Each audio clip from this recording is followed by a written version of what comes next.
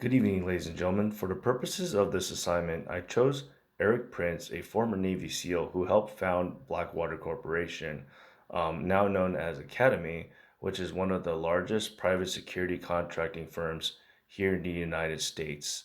I chose this entrepreneur because this topic intrigued me as we see the rise of private security organizations around the world in the wake of reductions of large land armies and the gap that was created by them, and therefore the security contracting firms such as Blackwater or Academy, others such as Triple Canopy fill in the wake, providing security support and administrative and logistical support for both government and private clients here in the United States and abroad. So Eric Prince founded Blackwater at the time in 1997, and he was really disturbed by the events of the Rwandan genocide. And he pointed out that a lot of countries did not intervene and did not speak out against it. And he was really disturbed by it, especially looking at the images of the massacres and the deadly shootings and the burning villages on TV. And he felt that he needed to step in and do something about it. So therefore, he founded Blackwater private security firm at the time. They have a training site in North Carolina, which is very expansive, used for law enforcement and military and other private firms to train there as well. So Mr. Prince runs the facility, and they also assist even foreign military forces who come over, and they provide a security training for them as well, running through different stages, different scenarios of situations that they may encounter in a real life combat zone. So I found that very intriguing as well. So the three articles that I chose for primary sources are going to be from newspapers. I'm specifically looking at a couple of things that we talked about over the course of the semester. One of them is rebranding. Now, we know as entrepreneurs, we have to look at the market situation and we have to be able to adapt to certain situations that may arise from time to time and that may affect the effective profitability of our businesses.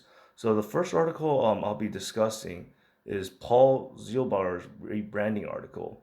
Now it talks about Blackwater's initial seal, its initial imprint of kind of like an intimidating bear paw with a target on it.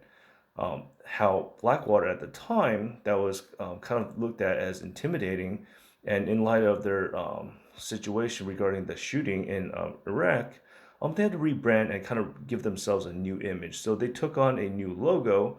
I'm trying to take on a more corporate feel, if you will, to give it kind of like a softer, more PR friendly image. So that's what Paul Zielbauer's article talks about. The next article I looked at in the newspaper was an editorial talking about Blackwater's rich contracts. And the writer points out how Blackwater went from kind of an obscure company in 1997 up and even till 2001, earning less than $1 million overall, to about 2010, 2011, where they saw some really exponential growth in terms of the contracts that they received from both the State Department, Department of Defense, the CIA, and also a lot of other foreign governments and private companies seeking their services. How they ran upwards of over $1 billion. Now that's a huge leap. And the article editorial also talks about some congressional findings that were rather disturbing for Blackwater in terms of overcharging, some of the um, unethical business practices that they engaged in, that they were caught on, which I was able to tie into the article for class, which is Mark Mitchell's article, Wendell Berry's Defense of a Truly Free Market. The part I tied it in was on page 168, which says that economic crisis is ultimately a crisis of character in which we refuse to see the world as it is. This kind of voluntary ignorance easily and naturally extends to our everyday economic encounters. So I was able to tie that in because I looked at it as a situation where they needed to provide a service, they needed to provide a level of protection, and the situation was exploited for financial gain. Um, So that's kind of how I tied it into the article for class in terms of Blackwater rising so exponentially to the point where it seemed like they just kind of got out of control, um, and some unscrupulous business deals were being made, and there's not enough oversight for that. So that's how I was able to tie it into the class readings.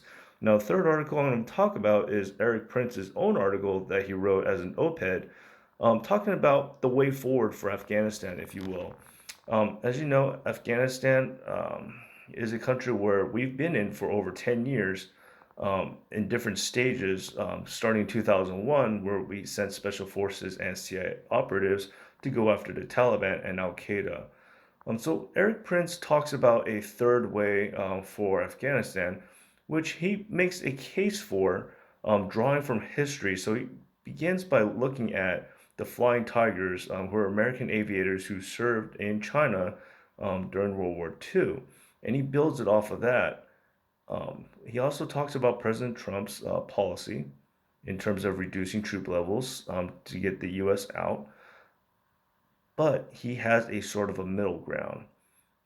What he's proposing is not a complete withdrawal per se, but a removal of more conventional forces, a reinstituting of special forces, and providing private military and security contractors to operate alongside the Afghan National Army and the Afghan Special Forces in order to provide that level of expertise and also administrative and logistical support that they are in dire need of. So he proposes that as a way forward for Afghanistan.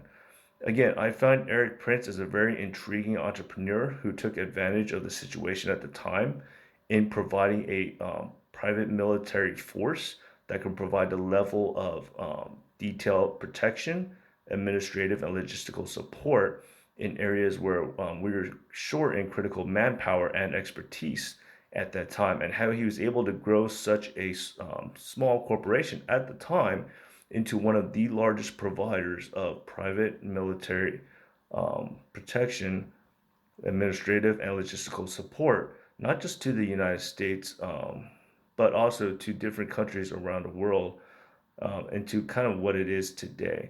So, ladies and gentlemen, let me know your opinion. I apologize for running a little bit over. Once again, I still find him intriguing, despite some of the scandals going on with his company. Thank you.